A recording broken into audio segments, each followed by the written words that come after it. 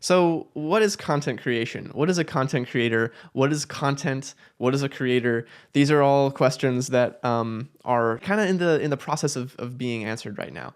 And I think that they're super fascinating, and I want to talk about them for a little bit. I think there's a general skepticism or like a negative attitude towards this language. There's a guy named Paul Neafcy who made a video back in 2013. One of my favorite YouTube videos of all time. I really like this video. I have some respectful disagreements, but here's a clip from this thing. You don't put stuff in a website, you put stuff on it. If you shit in a box, you're a content creator. You created the contents of that box. If you shit on a box, your shit is not content. We post on the website. We're not content creators, we're fucking internet decorators. Content creator and creative are terms made up by bureaucrats so they can talk about people like us in board meetings. I think that this does a really good job of like encapsulating the critique of content creation and what it means and what it does. So I want to break it down into like, what is content? What is a creator? When I talk to people who have this attitude of skepticism, they generally assign or attribute the word content to like corporate suit types. I don't think that that's really where it comes from. I think that it's certainly true that it's been like co-opted by YouTube corporate as part of their like internal messaging and external branding.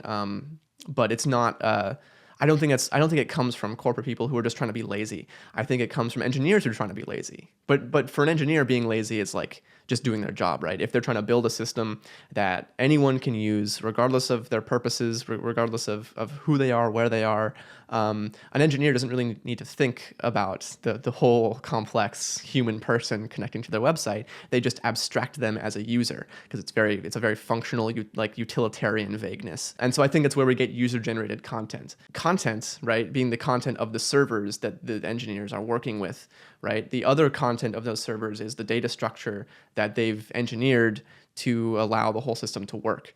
So I think this is like systems-oriented thinking, right? It's just like, what are the different moving parts? How can I understand them and what they do abstractly? Thinking in code is all about reducing down to, objects and functions. And so I think that's more where I see the root of the whole language of content. Now, like there's plenty to critique there too. I just think that it's important to like identify where it comes from. Now, in terms of creation, you are not a content creator. You're an illustrator. You're a designer, a director, a musician. You're a fucking artist. Jesus Christ. Right. So this creator label presents a whole other, like it sort of presents all the same challenges, right? It is abstract. It is it doesn't have a lot of nuance to it yet. But I think like neither does the word poet or painter or musician, right? Like what's a musician? What do you play? A guitar or a flute or what? Like, I don't know. A director, what does a director do? Like a director can write the script. Sometimes they pick the score. Sometimes they work with the actors. They do all these different functions. And yet director, we seem to have this really clear idea of what a director is. But it is as, multifarious. It's a $2 word there. It is, it has all these different potential meanings. I think that the difference between a word like director and a word like creator is that director has had its place in culture. It has permeated like the common culturally received understanding of what filmmaking is. And that hasn't happened yet for creator because it's been 15 years, 16 years that creator has been a profession that you can pursue.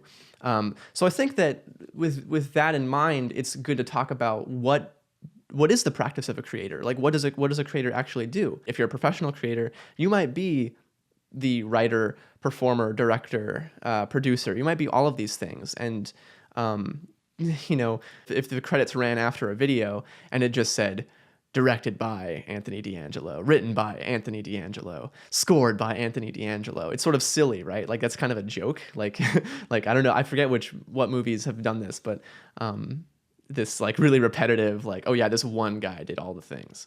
Like that's we receive that as kind of silly, but that's what creators are doing, right? They are performing all those functions. Content creator as a label is sort of a response to what people used to call themselves, which is just YouTuber, right?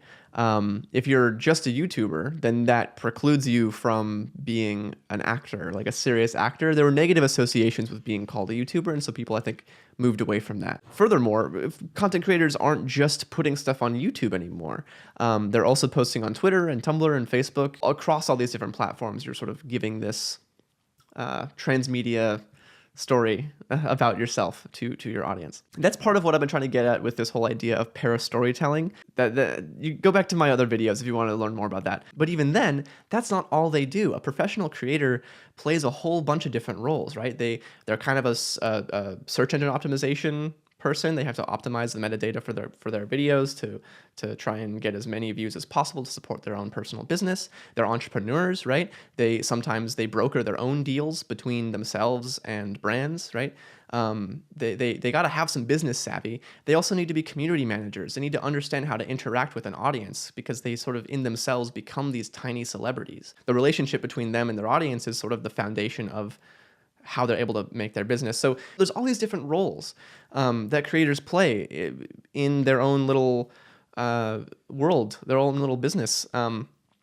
And people don't understand the complexities of that. They don't understand that a YouTube comedian isn't just, someone who makes jokes. They also do all these other things. So I think that the way that creator exists as this like nebulous term won't stay that way forever. I think that it will pick up meaning. It will be clarified in its own context over time, just like the word director. I think that this particular moment in time where like people don't really understand what we're doing, what we are as creators, I think it presents a lot of challenges and opportunities. I think that we have this chance to represent ourselves and go out and articulate and define what we are on our own terms, and that's really cool. So if you're a creator, tell me what you think about how I'm thinking about this. Like, am I totally off? Do you feel like we need a different word? Hopefully you will consider what I say, but be skeptical of it, This is a conversation. We can throw ideas back and forth,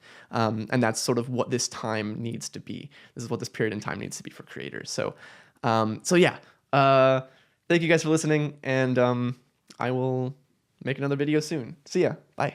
And also, like, on a broader theoretical level, this is gonna like widen the scope of this video significantly, but like the internet, right?